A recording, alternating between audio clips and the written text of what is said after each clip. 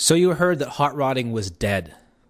Maybe you overheard somebody say that all the old tin was gone, rusted away, that the scrapyards are empty of old cars, the voluptuous fenders of 1936 all melted down to build some bridge in China.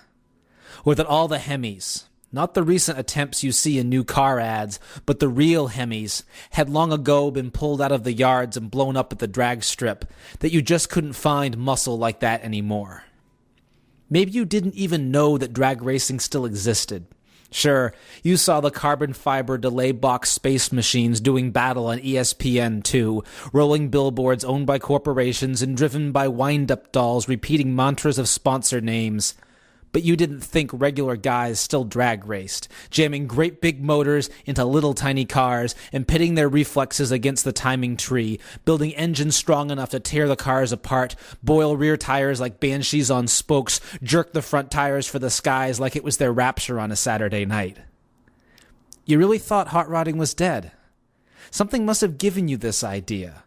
Maybe you saw all the slick fiberglass rides cruising fairgrounds, rows of identical $500 steering wheels, the crying baby dolls leaned up against fenders, and thought these Jolly Rancher-colored cartoons were what hot rodding had become, that you could buy it out of a catalog now, like a toaster or a vibrator. And if that was hot rodding, I'd call it dead too. Maybe some of those six-figure rides represent craftsmanship, but it's hard to take a guy serious who paid $6,000 to have his car painted like an Easter egg. You knew that hot rodding, or at least some part of it, had started out on the salt flats, where dead seas came to life in pursuit of all-out speed, where you could run anything as long as it was safe, and you could win if you had the skills to build it and the balls to keep your foot in it. But maybe you thought that the salt flats were abandoned, or they were just a tourist attraction now, with a little plaque erected out there to memorialize an era gone by. You saw all those magazines on the newsstand racks selling products with fake tech articles, and the ones in the Honda magazines looked just like the ones in the so-called hot rod magazines, and you came to a conclusion that nobody who read things like that would get out on the salt flats. And I can't say I blame you for that conclusion either.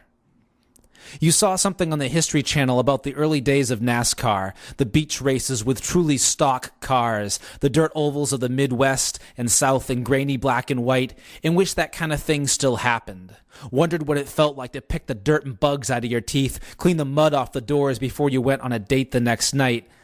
But you didn't think that kind of thing happened anymore. You thought hot rodding was dead, but you didn't look close enough. It's 2006, and you can put that store-bought obituary away. From the drag strips in New England to the dirt tracks of Middle America to the hallowed salt flats of Bonneville, hot rodding lives. And most importantly, it lives in the garage down the street from you, where the lights are on until 2 a.m. on weeknights, where you see sparks bouncing off the window panes, and where someday that door will open. The ground will start to shake a little, and you'll see the same guy you saw staggering off to work red-eyed for years pull out of that garage in a car built exactly the way he dreamed it, as fast as he dared make it, and most importantly, a car that he'll tell you is a hot rod. And now, he won't have to explain it to you.